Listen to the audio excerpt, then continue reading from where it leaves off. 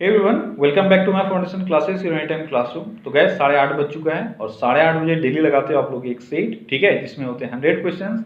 तो आज हम लोग एक और सेट इसमें करने जा रहे हैं, तो जल्दी से आप सभी आ जाओ क्योंकि ये सेट आपके बिहार ESI एग्जाम जो होने वाला है और बिहार SI सभी के लिए बेहद इंपॉर्टेंट है। और कोई भी एग्जाम जहाँ पे भी जीके पूछा जाएगा उन सभी एग्जाम के लिए ये बेहद इंपॉर्टेंट है, ठीक है।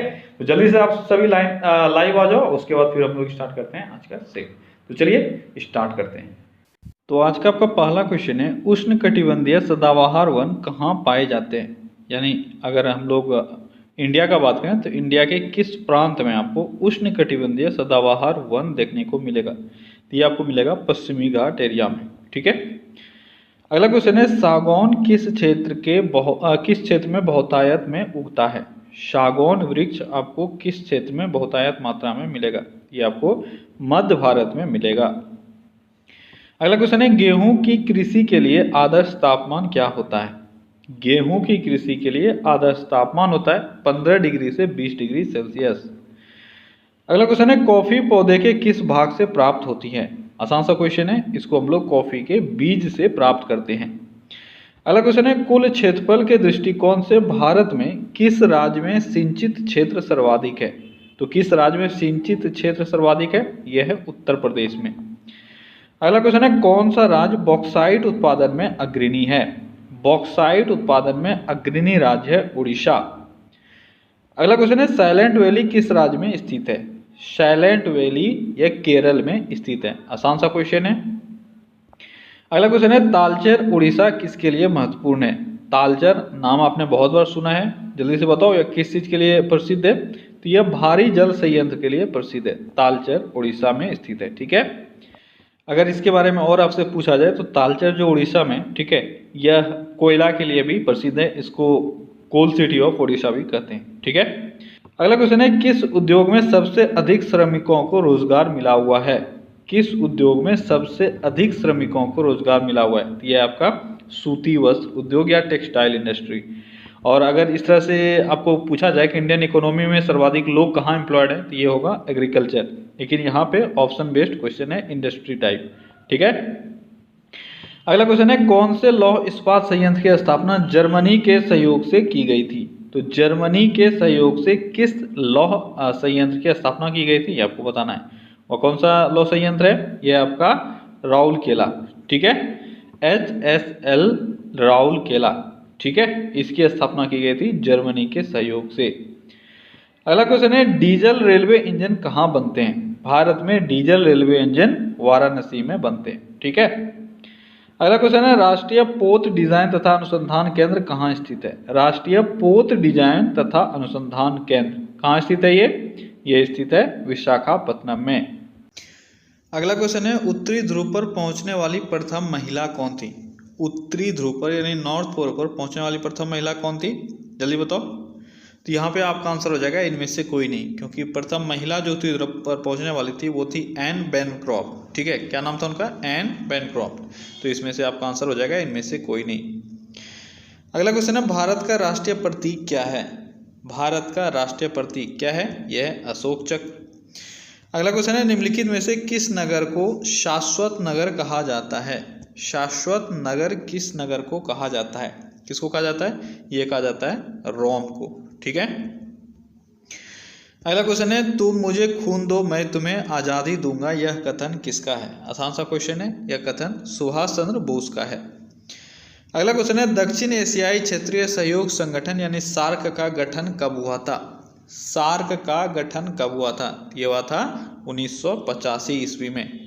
काठमांडू नेपाल में इसका मुख्यालय है। अगला क्वेश्चन है, चिकित्सकीय मदद का प्रतीक है। तो चिकित्सा के मदद के लिए प्रतीक क्या यूज करते हैं हम लोग, ये करते हैं रेड क्रॉस। अगला क्वेश्चन है, पुस्तक कामसूत्र के रचयिता निम्नलिखित में से कौन है।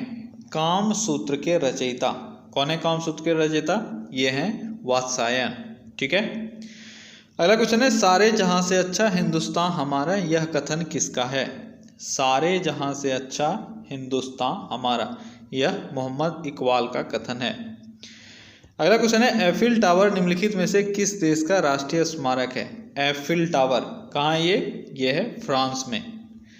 अगला क्वेश्चन है, प्रथम भारतीय महिला आईपीएस का नाम क्या है? प्रथम भारतीय महिला आईपीएस क्या नाम है इनका? इनका नाम है किरण बेदी। अगला क्वेश्चन है, विश्व जनसंख्या दिवस कब मनाया जाता है? विश्व जनसंख्या दिवस प्रत्येक वर्ष हम लोग 11 जुलाई को मनाते हैं। अगला क्वेश्चन है, शेरे पंजाब के उपनाम से निम्नलिखित में से कौन प्रसिद्ध है? शेरे पंजाब, देखो सारे क्वेश्चन आसान है, जल्दी से आंसर करो। किनको जाना जाता है? ये जाना जाता है लाला लाजपत राय को। अगला क्वेश्चन है, ब्रिटिश सरकार की रिपोर्ट को क्या कहा जाता है? ब्रिटिश सरकार की रिपोर्ट को क्या कहा जाता है? क्या कहा जाता है? ये कहा जाता है ब्लू बुक। ठीक है। अगला क्वेश्चन है, शाहनामा किसकी प्रसिद्ध रचना है? शाहनामा किसकी प्रसिद्ध रचना है? यह फिरदौसी की प्रसिद्ध रचना। अगला क्वेश्चन है, इंदिरा गांधी के समाधि स्थल का नाम है? इंदिरा गांधी के समाधि स्थल का क्या नाम है? तो इंदिरा गांधी के समाधि स्थल का नाम है शक्ति घाट। ठीक है। अगला क्वेश्चन है, भारतीय संविधान के किस अनुच्छेद में प्रेस की स्वतंत्रता दी गई है? तो किस अनुच्छेद में प्रेस की स्वतंत्रता है? यह है अनुच्छेद 19(1) को। ठीक है। अब देखो, आपको ये पूरा चीज याद रखना है। ठीक है, इसमें एक भी चीज छोड़ना नहीं, क्योंकि आजकल के ऑप्शन में क्या रहता है, अनुच्छेद 19, 19(1), 19(1) को, वहां आप कंफ्यूज हो जाओगे। ठीक है, इसलिए आपको याद रखना है 19(1) को अनुच्छेद के तहत प्रेस की स्वतंत्रता दी गई है। अगला क्वेश्चन है, लोकसभा में राज्यों को किस आधार पर सीटें आवंटित होती है? लोकसभा में राज्यों को जो सीटें आवंटित होती है वह किस आधार पे? तो वह जनसंख्या के आधार पे सीटें आवंटित होती है। अगला क्वेश्चन है, सर्वोच्च न्यायालय में न्यायाधीश नियुक्त होने के लिए व्यक्ति को कम से कम कितने वर्ष उच्च न्यायालय का एडवोकेट होना चाहिए? अगर कोई सर्वोच्च न्यायालय का न्यायाधीश बनना चाहता है तो हाईकोर्ट में उसको एडवोकेट होना चाहिए कम से कम कितने वर्षों के लिए? कितने वर्षों के लिए? कम से कम 10 वर्षों के लिए। अगला क्वेश्चन है, किस संशोधन विधेयक द्वारा भारतीय संविधान में नागरिकों के मूल कर्तव्यों को शामिल किया गया? किस संशोधन विधेयक द्वारा भारतीय संविधान में नागरिकों के मूल कर्तव्यों को शामिल किया गया? तो कौन सा संशोधन था वो था आपका 42वां संविधान संशोधन। अगला क्वेश्चन है, भारतीय संघवाद यानी फेडरलिज्म को सहकारी संघवाद किसने कहा था? भारतीय संघवाद को सहकारी संघवाद किसने कहा था? किसने कहा था? ये कहा गया था केसी वेयर के द्वारा। अगला क्वेश्चन है, 1957 में किस समिति ने भारत में त्रिस्तरीय पंचायत राज की सर्वप्रथम सिफारिश की थी, जो अभी भी हम लोग फॉलो कर रहे हैं? ये बलवंत राय मेहता समिति के द्वारा सिफारिश किया गया था 1957 में। अगला क्वेश्चन है, भारतीय राजनीतिक व्यवस्था में इनमें से कौन सर्वोच्च है? भारतीय राजनीतिक व्यवस्था में सर्वोच्च पर कौन है इन सभी में से? तो आपका है संविधान। बहुत बच्चे सर्वोच्च न्यायालय मार देते हैं, लेकिन संविधान से ऊपर कोई नहीं है। अगला क्वेश्चन है, भारतीय राजनीतिक व्यवस्था में कार्यपालिका किसके अधीन रहकर कार्य करती है? कार्यपालिका किसके अधीन रहकर कार्य करती है? तो यह है विधानपालिका। आप जानते हो हमारे राजनीतिक व्यवस्था में जो पूरा सिस्टम है उसको 3 भागों में बांटा गया है, विधानपालिका, कार्यपालिका और न्यायपालिका। तो विधानपालिका के क्या बोल सकते हो उसको, के अंदर रहकर, के अधीन रहकर कार्यपालिका कार्य करती है, और अगर कार्यपालिका में कुछ गड़बड़ी हुआ तो फिर न्यायपालिका का सहारा लिया जाता है। अगला क्वेश्चन है, प्रशासनिक प्राधिकरण के निर्णय के विरुद्ध कोई भी पीड़ित सरकारी कर्मचारी निम्न में से किसके सम्मुख अपील कर सकता है? किसके सम्मुख अपील कर सकता है? क्वेश्चन ध्यान से पढ़ो।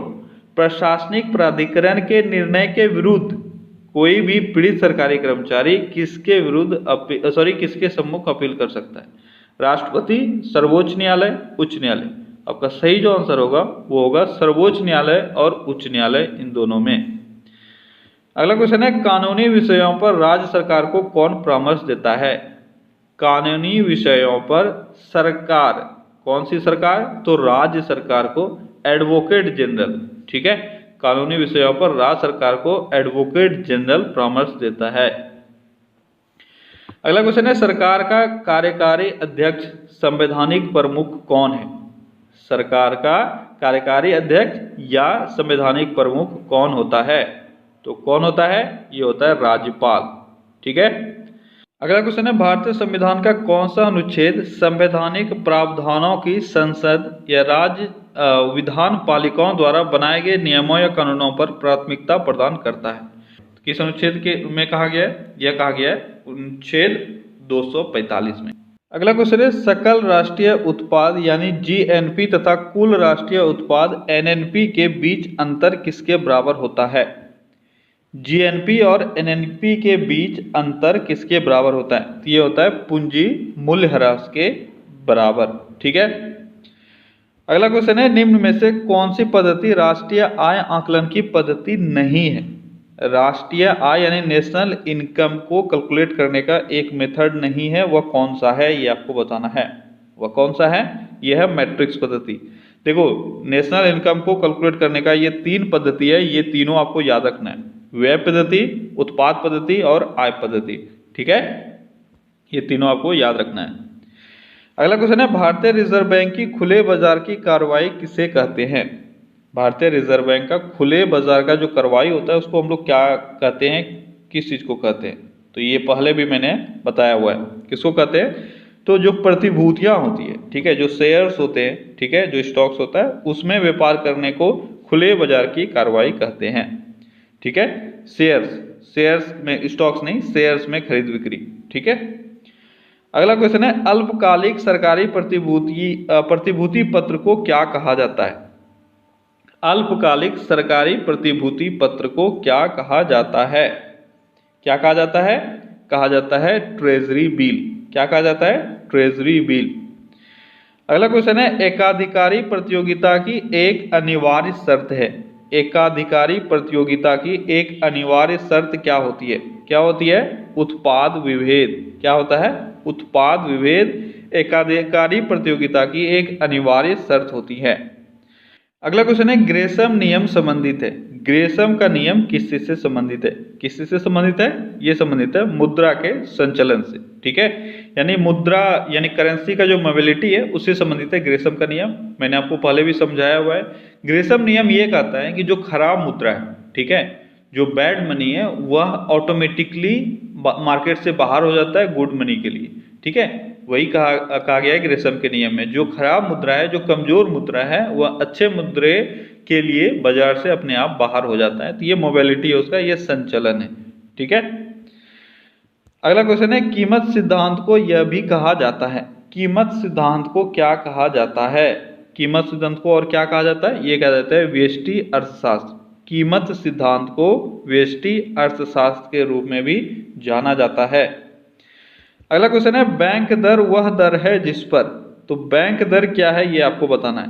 बैंक दर या बैंक रेट क्या है? क्या है बैंक रेट? बैंक रेट या बैंक दर वह दर है जिस पर केंद्रीय बैंक उन वाणिज्य बिलों को पुनः डिस्काउंट करता है जो वाणिज्य बैंक उसके पास लेते हैं।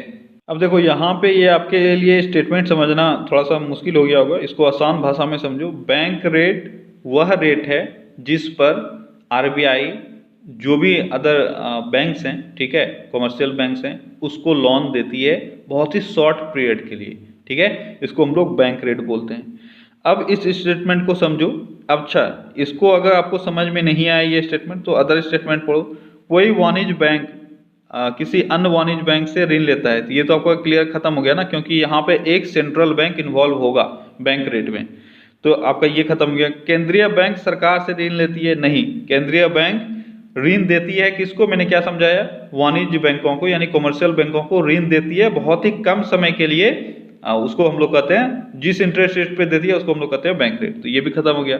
वाणिज्य बैंक जनता से ऋण लेती है, ये भी खत्म, सॉरी, ऋण देता है जनता को, ये भी खत्म हो गया। अब डी ऑप्शन ही बचता है, तो आपका सही आंसर यही होगा। ठीक है, अगर इस तरह से आपको नहीं समझ में आया तो इस तरह से भी पहुंच सकते हो।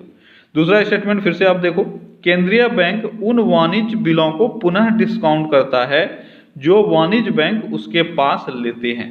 ठीक है, तो थोड़ा सा जो लैंग्वेज है वह इकोनॉमिक्स का लैंग्वेज है, इसलिए आपके लिए डिफिकल्ट हो सकता है, लेकिन आपको कॉन्सेप्ट दिमाग में रखना है, आप मार लोगे आंसर। ठीक है।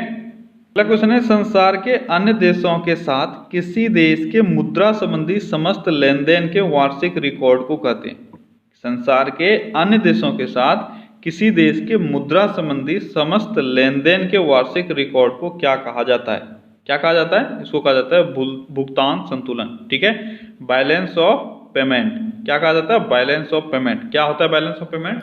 तो देखो, यह है इंटरनेशनल जो भी ट्रांजेक्शन्स होता है, ठीक है, उसके रिकॉर्ड को कहा जाता है बैलेंस ऑफ पेमेंट या भुगतान संतुलन। अगला क्वेश्चन है, विश्व बैंक को सुलभ ऋण खिड़की किस संस्था को कहा जाता है? विश्व बैंक का को नहीं होगा का, ठीक है, विश्व बैंक का सुलभ ऋण खिड़की किस संस्था को कहा जाता है? ठीक है, कौन सा संस्था है वो है आपका अंतर्राष्ट्रीय विकास एजेंसी। कौन सा है? अंतर्राष्ट्रीय विकास एजेंसी। इसको कहा जाता है विश्व बैंक का सुलभ ऋण खिड़की। ठीक है, अगला क्वेश्चन है, उत्पादक के उत्पादन की लागत किस आधार पर निकाली जाती है? उत्पादक के उत्पादन की लागत किस आधार पर निकाली जाती है? किस आधार पर निकाली जाती है? तो उस कोई भी चीज़ का अगर आप प्रोडक्शन करते हो, ठीक है, उसमें टोटल मजदूरी, टोटल इंटरेस्ट रेट, टोटल किराया और आपका एक सामान्य सा लाभ, ठीक है, इन सभी को अगर आप जोड़ देते हो तो आपका टोटल जो खर्च है वह निकल के सामने आता है। ठीक है, आपका सही आंसर हो जाएगा डी। अगला क्वेश्चन है, केसरी समाचार पत्र किसने आरंभ किया? केसरी समाचार पत्र किसने आरंभ किया था? किसने आरंभ किया था? तो केसरी समाचार पत्र बाल गंगाधर तिलक के द्वारा स्टार्ट किया गया था। केसरी से बहुत बहुत इंपॉर्टेंट चीज़ें हैं जिसको आपको याद रखना है, और अब के एग्जाम में थोड़ा सा यहाँ पे फ्लक्चुएशन भी आपको मिल सकता है। ठीक है, सबसे पहली बात जनरल बातें जो वो मैं बता देता हूँ। केसरी जो प्रकाशन है केसरी का, वो बाल गंगाधर तिलक के द्वारा किया गया था। किस भाषा में था ये आपसे पूछा जाता है, ये मराठी भाषा में था। ठीक है, कब किया गया? 1881 में किया गया। ठीक है, और यह कैसा था? Daily, weekly, monthly? तो यह आपका डेली था। कैसा था? डेली था। ठीक है, ये यहाँ से क्लियर हो गया।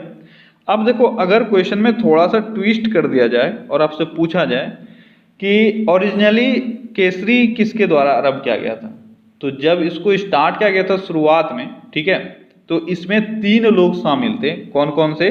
चिपलुंकर, ठीक है, अगरकर और तिलक। अब ये 3 लोगों ने मिलकर इसको स्टार्ट किया।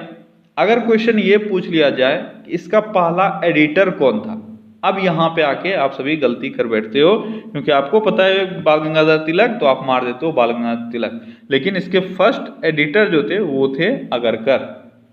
ठीक है, लेकिन 1887 में अगरकर ने छोड़ दिया। ठीक है, और इसके बाद अगर मैं बोलूँ कि ये जो समाचार पत्र है ये किसके द्वारा चलाया गया, तो यह बाल गंगाधर तिलक के द्वारा अकेला चलाया गया था। इस तरह से आप आगे बढ़ सकते हो, लेकिन शुरुआती दौर में इसमें 3 लोग शामिल थे, चिपलुंकर, अगरकर और तिलक, और इसके पहले एडिटर जो हुए वो हुए अगरकर। आई होप कि ये सारी चीजें क्लियर हो गई। ठीक है, 1887 में अगरकर ने इसको छोड़ा और छोड़कर अपना एक नया न्यूज़पेपर लॉन्च किया। उसका नाम था सुधारक। क्या नाम था? सुधारक। तो अगरकर ने क्यों छोड़ा? सुधारक को लॉन्च करने के लिए, आप याद रख सकते हो। ठीक है, ये सारी चीजें आपको याद रखनी है। अगला क्वेश्चन है, भारतीय संविधान कब अपनाया गया? भारतीय संविधान कब अपनाया गया? अब देखो, ये एक आसान सा क्वेश्चन है पर डिफिकल्ट क्वेश्चन भी है। क्यों? क्योंकि इसमें 2 ऑप्शंस में लोग कंफ्यूज कर रहे हैं। ठीक है, 26 नवंबर 1949, 26 जनवरी 1950। अब इस दोनों ऑप्शन में बहुत सारे बच्चे कंफ्यूज होते हैं। कोई मार देता है 26 नवंबर, कोई मारता है 26 जनवरी। तो आपका सही आंसर क्या होना चाहिए? आज के आज आपको इस चीज को याद कर लेना है। इसका सही आंसर जो होगा वो होगा 26 नवंबर 1949। अपनाया गया था 26 नवंबर 1949 को, लेकिन इसको लागू किया गया 26 जनवरी 1950 को। ये दोनों वर्ड याद कर लो। कब अपनाया गया? 26 नवंबर 1949, और कब लागू किया गया? 26 जनवरी 1950। अगर दोनों में से कोई एक ऑप्शन में है तब तो आपके लिए टेंशन वाला चीज नहीं होता है, लेकिन अगर दोनों ऑप्शन में है तो आपको ये टेंशन देता है। ठीक है, तो आपको याद रखना है कब अपनाया गया? 26 नवंबर 1949 को। अगला क्वेश्चन है, मानव शरीर में सबसे छोटी अंतःस्रावी ग्रंथि निम्नलिखित में से कौन सी है? सबसे छोटी एंडोक्राइन ग्लैंड आपको बताना है। तो हमारे शरीर में सबसे छोटी एंडोक्राइन ग्लैंड पिट्यूटरी ग्लैंड या पीयूष ग्रंथि होती है। अगला क्वेश्चन है, गणतंत्र दिवस 2020 की परेड में किस राज्य की झांकी को प्रथम पुरस्कार मिला? गणतंत्र दिवस 2020 जो अभी हाल ही में हुआ, किस राज्य की झांकी को प्रथम पुरस्कार मिला? यह है असम राज्य। ठीक है। अगला क्वेश्चन है, साइट्रस पत्तों पर पीले धब्बे किसकी कमी के कारण होता है? तो साइट्रस फ्रूट्स जो भी है उनका जो पत्ता होता है उस पर अगर पीला धब्बा हो जाए, आपको पूरे के पूरे पत्ता का पीलापन का बात नहीं किया जा रहा है, पीला धब्बा का बात किया जा रहा है, बीच बीच में जो धब्बा अगर हो जाए तो वह किस चीज के कमी के कारण होता है? तो वह मैग्नीशियम के कमी के कारण होता है। अगला क्वेश्चन है, रंगा स्वामी कप का संबंध किससे है? रंगा स्वामी कप का संबंध किससे है? यह है हॉकी से। अगला क्वेश्चन है, रॉकेट की कार्यप्रणाली किस सिद्धांत पर आधारित है? रॉकेट की कार्यप्रणाली किस सिद्धांत पर आधारित है? यह है संवेग संरक्षण और न्यूटन का तीसरा लॉ। अगला क्वेश्चन है, निम्नलिखित में से कौन सा वन्य प्राणी विहार है? इन चारों में से वन्य प्राणी विहार कौन सा है, ये आपको बताना है। वन्य प्राणी विहार कौन सा है? ये आपका छपरावाड़ी। ठीक है, छपरावाड़ी ये एक वन्य प्राणी विहार, या आप बोल सकते हो ना वन्य प्राणी विहार का इंग्लिश क्या हो गया? वन्य प्राणी वाइल्ड लाइफ सेंचुरी। ठीक है, वाइल्ड लाइफ सेंचुरी, वन्य प्राणी विहार वाइल्ड लाइफ सेंचुरी। इसमें से आपका छपरावाड़ी ये वाइल्ड लाइफ सेंचुरी है, रेस्ट जो भी है ये आपका नेशनल पार्क है। ठीक है, देखो ये जल्दापाड़ा, ये कहाँ है? जल्दापाड़ा ये वेस्ट बंगाल में है। ठीक है, गारूमारा कहाँ है? गारूमारा भी वेस्ट बंगाल में है। जिम कॉर्बेट ये उत्तराखंड में जानते हो। ठीक है, और ये छपरावाड़ी, छपरावाड़ी कहाँ है? ये भी वेस्ट बंगाल में। इसकी स्थापना 1998 में हुई थी और ये आपका एक वाइल्ड लाइफ सेंचुरी है। अगला क्वेश्चन है, भारत में अंतःस्थलीय जलमार्ग के लिए प्रयोग की जाने वाली नदी कौन सी है? इन चारों नदियों में से बताना है कि अंतःस्थलीय जलमार्ग यानी इनलैंड वाटरवेज की तरह किसको हम लोग यूज करते हैं? ये आपका गंगा। ठीक है, देखो इनलैंड वाटरवेज के लिए जो जनरली यूज किया जाता है वो गंगा, भागीरथी, हुगली, ये एक रूट हो गया आपका। ठीक है, इसके बाद ब्रह्मपुत्र है, उसको भी यूज किया जाता है। बराक नदी है, गोमती नदी है, ठीक है, कृष्णा नदी है, इन सारे को हम लोग इनलैंड वाटरवेज की तरह यूज करते हैं। लेकिन यहाँ पे जो आपको दिख रहा है ये कावेरी, इसको हम लोग यूज नहीं करते हैं। माही और लूनी इसको भी हम लोग यूज नहीं करते। ठीक है, अगला क्वेश्चन है, अर्जुन पुरस्कार से सम्मानित सुनीता चंद्रा का हाल ही में निधन हो गया, वह किस खेल से जुड़ी हुई थी? सुनीता चंद्रा किस खेल से जुड़ी हुई थी जिनका भी हाल ही में निधन हो गया? तो किस खेल से जुड़ी थी? वह हॉकी से जुड़ी हुई थी। अगला क्वेश्चन है, पीत क्रांति किसके उत्पादन से संबंध है? पीत क्रांति या पीली क्रांति? तो पीली क्रांति तिलहन यानी ऑयल सीड के उत्पादन से संबंधित है। अगला क्वेश्चन है, मध्य प्रदेश के बाएं हाथ के किस तेज गेंदबाज फर्स्ट क्लास में डेब्यू पर पहले ओवर में हैट्रिक लेने वाले इतिहास के पहले क्रिकेटर बन गए? यानी ये इनका डेब्यू मैच था, उसमें पहले ओवर में हैट्रिक लेने वाले ये पहले क्रिकेटर बन गए, वह कौन है? तो वह है रवि यादव, और ये कहाँ से बिलोंग करते हैं? मध्य प्रदेश से। अगला क्वेश्चन है, शेख खालिद बिन खलीफा बिन अब्देल अजीज अल थानी को किस देश का नया प्रधानमंत्री नियुक्त किया गया है? तो किस देश के ये प्रधानमंत्री है? ये है कतर के नए प्रधानमंत्री। अगला क्वेश्चन है, भारत में राज्य विधानमंडल के उच्च सदन को क्या कहा जाता है? राज्य विधानमंडल के उच्च सदन को हम लोग विधान परिषद कहते हैं, और विधान परिषद का आर्टिकल क्या है? 169। क्या है? 169। और यह सभी राज्यों में हो इसकी जरूरत नहीं है। जिस राज्य को इच्छा है वह इसका सृजन कर सकती है, जिस राज्य को इच्छा नहीं है वह नहीं रखेगा, और सृजन करने के बाद अगर किसी राज्य की इच्छा हो तो वह इसको फिर से डिमोलिश भी कर सकता है। जैसे अभी हाल ही में आपका ये चर्चे में आया है आंध्र प्रदेश। ठीक है, आंध्र प्रदेश में विधान परिषद है लेकिन वह इसको खत्म करना चाहती है, और इसके लिए उसने बिल भी पास कर लिया है। तो हो सकता है आगे कुछ समय में आपको ये पता चले आंध्र प्रदेश से विधान परिषद जो है वो खत्म हो गया, क्योंकि इसने बिल पास कर लिया है 27 जनवरी को शायद इसका बिल पास हो चुका है कि अब वहां से विधान परिषद खत्म हो जाएगा। ठीक है, इसको आपको याद रखना है। अगला क्वेश्चन है, शर्करा फैक्ट्रियों की अधिकतम संख्या कहाँ पर है? शर्करा फैक्ट्री यानी शुगर मिल्स, तो मैक्सिमम शुगर मिल्स आपको भारत में कहाँ देखने को मिलेगा? उत्तर प्रदेश में। ठीक है, अगला क्वेश्चन है, किस विश्वविद्यालय ने हाल ही में आयोजित वार्षिक दीक्षांत समारोह में नोबेल पुरस्कार विजेता अभिजीत विनायक बनर्जी को डिलीट की मानद उपाधि प्रदान की है? तो अभिजीत विनायक बनर्जी, यह कौन है? यह है अभी नोबेल विजेता जिनको इकोनॉमिक्स में नोबेल दिया गया है। ठीक है, अब आपको यह बताना है कि इनको किस यूनिवर्सिटी ने डिलीट की मानद उपाधि प्रदान की है। यह है कलकत्ता विश्वविद्यालय। ठीक है, अगला क्वेश्चन है राष्ट्रीय आय अनुमान की गणना करते समय निम्नलिखित में से किसे ध्यान में रखना चाहिए? नेशनल इनकम अगर हम लोग कैलकुलेट करते हैं तो हम लोगों को इनमें से, इन चारों में से किस चीज का ध्यान रखना चाहिए? किस चीज का ध्यान रखना चाहिए? ऑप्शंस पढ़ो। तो आपका जो सही आंसर है वह है निर्यात मूल्य को जोड़ा जाना चाहिए और आयात मूल्य को घटाया जाना चाहिए। ठीक है, जो भी चीज इंपोर्ट किया गया है उसके मूल्यों को घटा दिया जाना चाहिए और जो चीज हम लोगों ने एक्सपोर्ट किया है उसके मूल्यों को जोड़ दिया जाना चाहिए। ठीक है, नेशनल इनकम में इस चीज का ध्यान रखना चाहिए। ठीक है, अगला क्वेश्चन है यदि भारत का प्रधानमंत्री भारत के राष्ट्रपति को अपना त्यागपत्र देता है तो इसे किसका त्यागपत्र माना जाएगा? यदि भारत का राष्ट्रपति भारत का प्रधानमंत्री भारत के राष्ट्रपति को अपना त्यागपत्र देता है तो यह केवल प्रधानमंत्री का त्यागपत्र होगा या पूरे मंत्री परिषद का? जल्दी बताओ। यह संपूर्ण मंत्री परिषद का त्यागपत्र हो जाएगा। अगला क्वेश्चन है फ्यूज का तार किससे बना होता है? आसान सा क्वेश्चन है।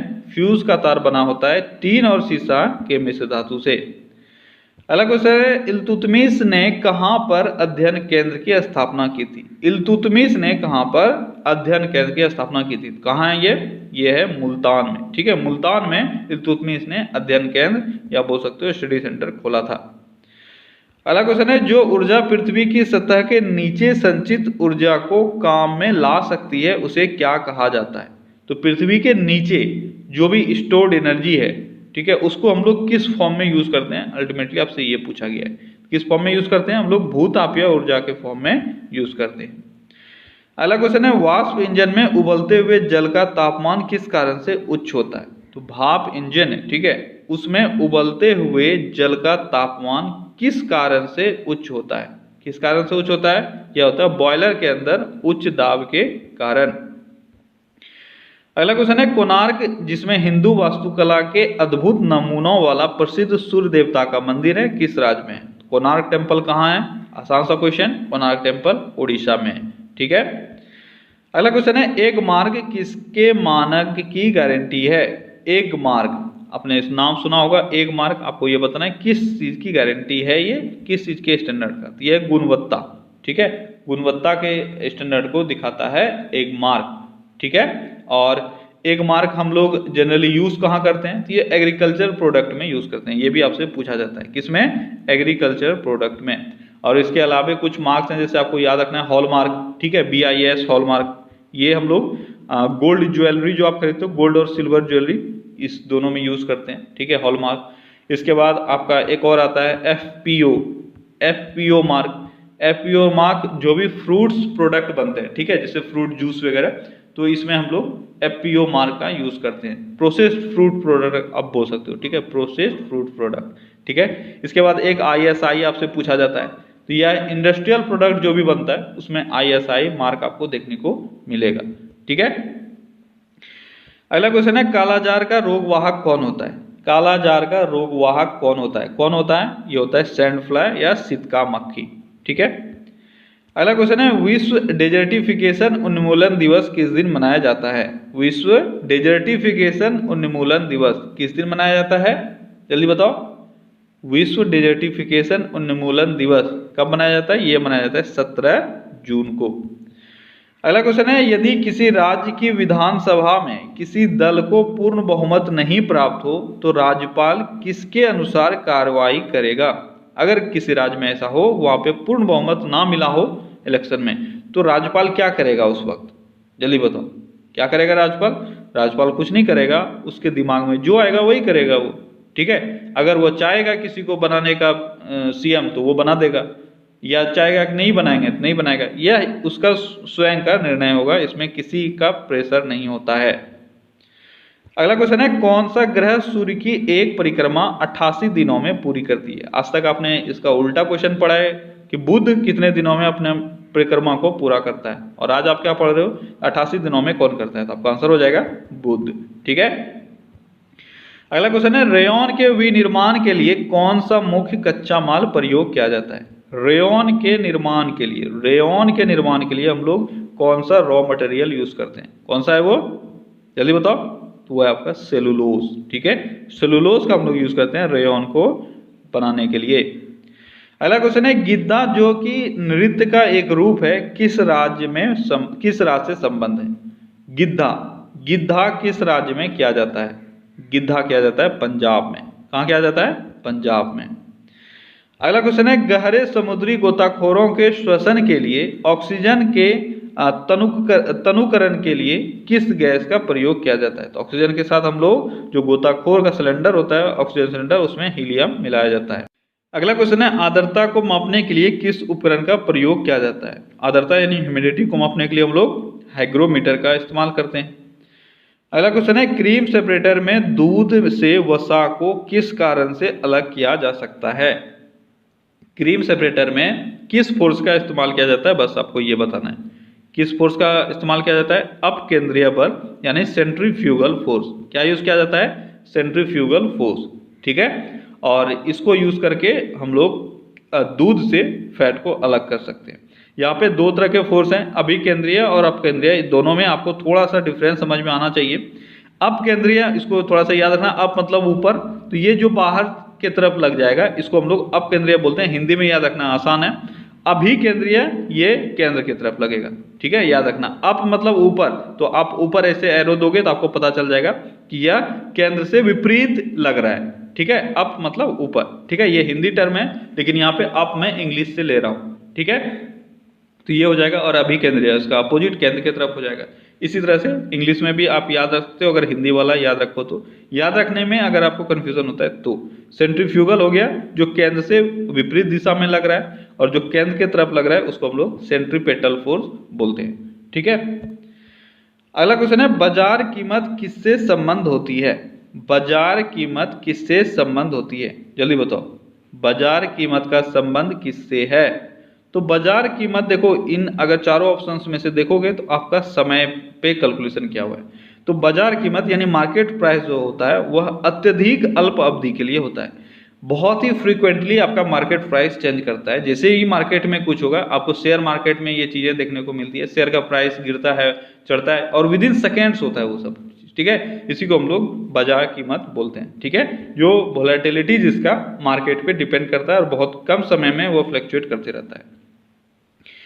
अगला क्वेश्चन है, दक्षिण भारत के सन ग्रुप द्वारा अधिग्रहण की गई एयरवेज कंपनी कौन सी है? जल्दी बताओ, दक्षिण भारत के सन ग्रुप के द्वारा किस एयरवेज कंपनी का अधिग्रहण किया गया है, यानी कौन सा एयरवेज कंपनी उनके अंदर आता है? ये आपका स्पाइसजेट। ठीक है, अगला क्वेश्चन है, भारत इसलिए धर्मनिरपेक्ष राज्य है क्योंकि हमारे देश में अभी धर्मनिरपेक्ष का बात बहुत जोरों से चल रहा है सीएए के लागू होने के बाद। तो आपको यह बताना है कि धर्मनिरपेक्ष हमारा राज्य क्यों है। क्या हम सभी धर्मों को फॉलो करते हैं इसलिए है, या हमारे यहाँ कोई धर्म नहीं है इसलिए? तो हमारा सही जो आंसर है वह होगा राज्य का कोई धर्म नहीं है।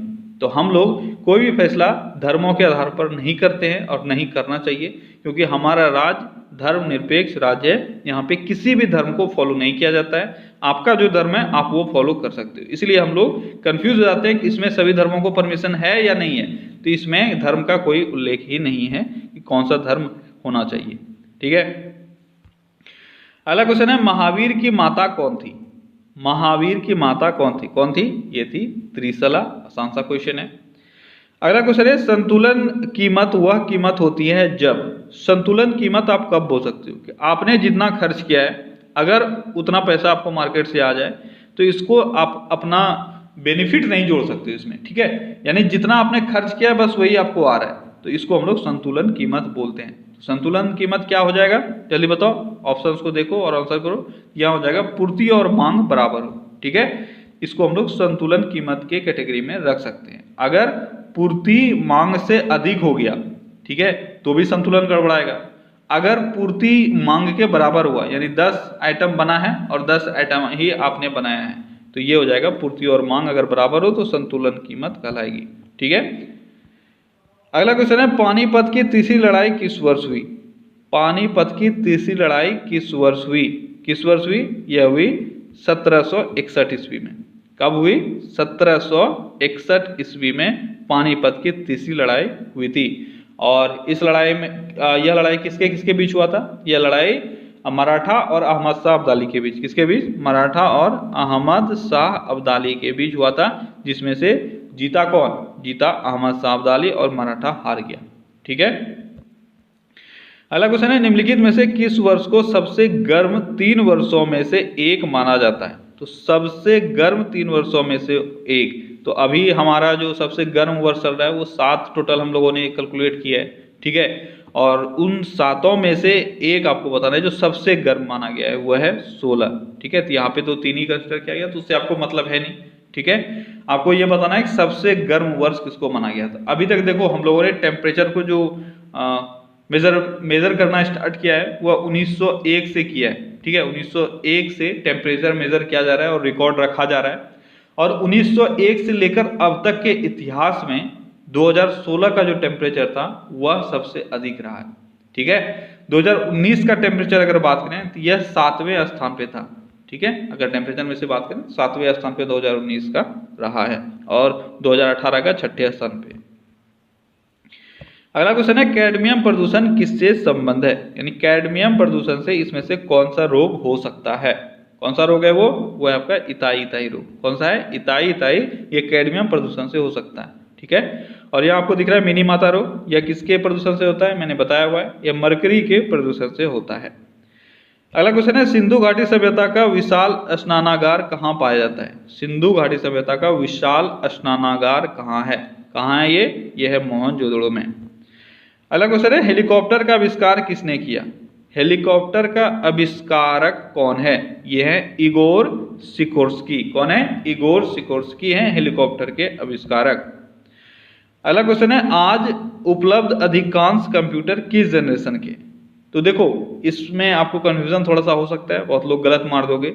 तो क्वेश्चन आपसे ये नहीं पूछा जा रहा है कि अभी हम लोग किस जनरेशन के कंप्यूटर में जी रहे हैं या कंप्यूटर के किस जनरेशन में जी रहे हैं अभी। ठीक है।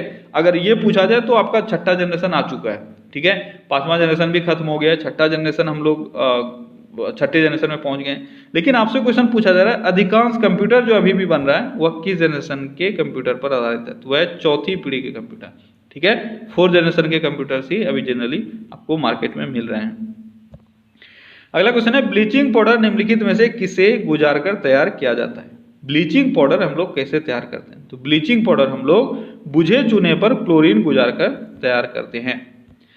अगला क्वेश्चन है, हाल ही में किस राज्य ने राज्य विधान परिषद समाप्त करने का प्रस्ताव सर्वसम्मति से पारित कर दिया था? अभी क्वेश्चन मैंने आपसे पूछा ही था। अभी अल्टीमेटली यह किसने पारित कर लिया? आंध्र प्रदेश ने। ठीक है। आंध्र प्रदेश ने अभी हाल ही में अपने राज्य विधान परिषद को खत्म करने का एक प्रस्ताव पारित किया है। अगला क्वेश्चन है, राष्ट्रीय वनस्पतिक उद्यान कहाँ स्थित है? राष्ट्रीय वनस्पतिक उद्यान कहाँ स्थित है? इस क्वेश्चन में भी बहुत बच्चों को कंफ्यूजन हो सकता है। ठीक है। आपके 2 आंसर हो सकते हैं, या तो लखनऊ होगा या कोलकाता होगा। ठीक है। क्योंकि लखनऊ में क्या है? लखनऊ में आपका है राष्ट्रीय वनस्पतिक उद्यान, जैसे यहाँ पे हो गया तो वनस्पतिक अनुसंधान संस्थान। अगर ये आपसे पूछा जाता, जिसको इन शॉर्ट हम लोग वनस्पतिक उद्यान भी बोल देते हैं, इसलिए मैंने बोला कंफ्यूजन हो सकता है। राष्ट्रीय वनस्पतिक अनुसंधान संस्थान ये अगर पूछा जाए तो ये होगा लखनऊ। ठीक है। अगर कोलकाता आंसर में नहीं रहता ऑप्शन में तो आपका लखनऊ सही होता, क्योंकि राष्ट्रीय वनस्पतिक अनुसंधान संस्थान को हम लोग राष्ट्रीय वनस्पतिक उद्यान भी कहते हैं। क्लियर है। लेकिन यहाँ पे दोनों ऑप्शन में है, इसलिए आपका आंसर होगा कोलकाता, क्योंकि राष्ट्रीय वनस्पतिक उद्यान जो ओरिजिनली है इसका पूरा नाम क्या है? किसी को पता है पूरा नाम इसका क्या है? अगर पता है तो बोलो। इसका अगर पूरा नाम किसी को पता हो तो बताओ। इसका पूरा नाम है आचार्य जगदीश चंद्र बोस बोटानिकल गार्डन। ठीक है। क्या है? आचार्य जगदीश चंद्र बोस बोटानिकल गार्डन या राष्ट्रीय वनस्पतिक उद्यान। ये कोलकाता में है, कोलकाता के हावड़ा में। ठीक है। इसलिए आपका यहाँ जो सही आंसर होगा वो होगा कोलकाता। क्लियर है। अगला क्वेश्चन है, अक्टूबर और नवंबर के महीनों में कहाँ अधिक वर्षा होती है? अक्टूबर नवंबर महीनों का बात किया जा रहा है। अधिक बारिश आपको कहाँ देखने को मिलेगा? कोरोमंडल तट पर। ठीक है। इस तट पर यानी पूर्वी घाट पर आपको अधिक बारिश देखने को मिलेगा, या तमिलनाडु एरिया में। अगला क्वेश्चन है, निम्नलिखित में से किसे प्रकृति का रडार माना जाता है? प्रकृति का रडार किसको माना जाता है? प्रकृति का रडार। देखो इस तरह के क्वेश्चंस जब भी आते हैं तो आपको थोड़ा सा कंफ्यूजन देके जाता है, ठीक है। प्रकृति का रडार या तो आप बैट मारोगे या फिर पिजन मारोगे, यानी कबूतर मारोगे, ठीक है। आपका यहाँ पे सही आंसर होगा कबूतर। याद रखना, दो चीजों को प्रकृति का रडार माना जाता है, या तो कबूतर या पिजन। आपको अलग अलग जगह अलग अलग चीजें मिल जाएंगी, लेकिन आपको याद रखना है कबूतर या पिजन, यही दो में से आपका एक आंसर होगा, ठीक है। ओके गाइस, तो ये था आज का टॉप 100 क्वेश्चन। आई होप कि आज का सेट भी आपको पढ़ने की तरह अच्छा लगा होगा। और अभी तक आपने लाइक नहीं किया है तो एक लाइक कर दो यार, अपने फ्रेंड्स के साथ शेयर कर दो, ठीक है। चलिए कल फिर से मिलते हैं अगले सेट में। Take care, bye bye.